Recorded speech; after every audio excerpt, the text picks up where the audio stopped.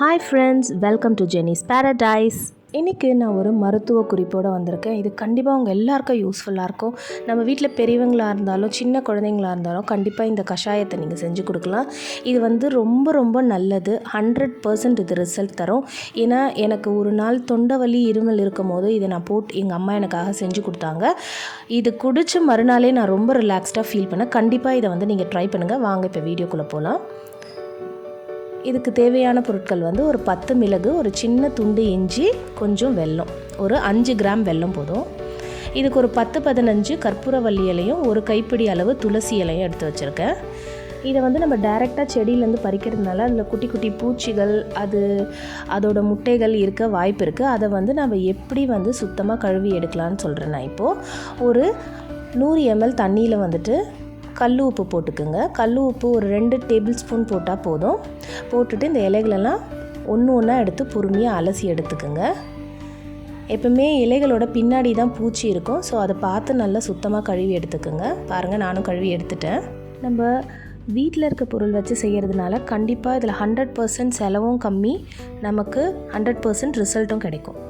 இப்போது இஞ்சியும் மிளகையும் நான் தட்டி வச்சுக்கிட்டேன். இப்போ எந்த பாத்திரத்தில் நம்ம இந்த கஷாயத்தை செய்ய போகிறோமோ அதில் நான் 1.5 கிளாஸ் தண்ணி சேர்க்குறேன். இந்த டம்ளர் அளவு தான் நான் எடுத்திருக்கேன். இப்போ இதில் ஒரு 1/4 டீஸ்பூன் மஞ்சள் பொடி சேர்த்துக்கிறேன். மஞ்சள் பொடியை நல்லா கலந்து விட்டுக்குங்க.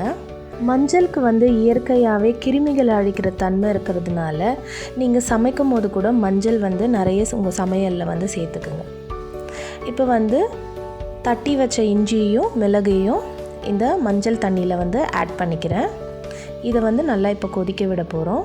நம்ம எடுத்து வச்ச 5 கிராம் வெல்லத்தையும் ஆட் பண்ணிக்கிறேன்.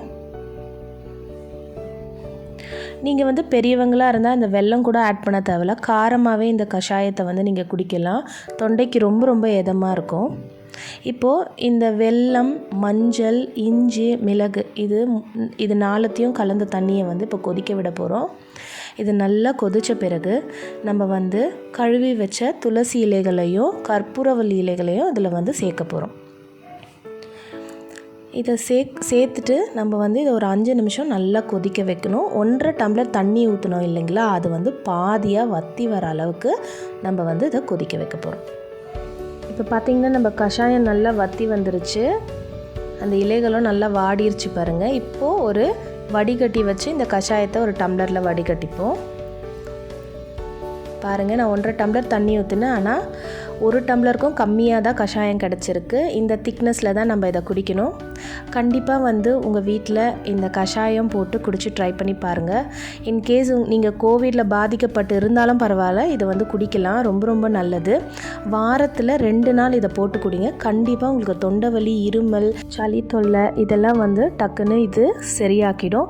இதில் எந்த விதமான சைடு எஃபெக்ட்ஸும் கிடையாது.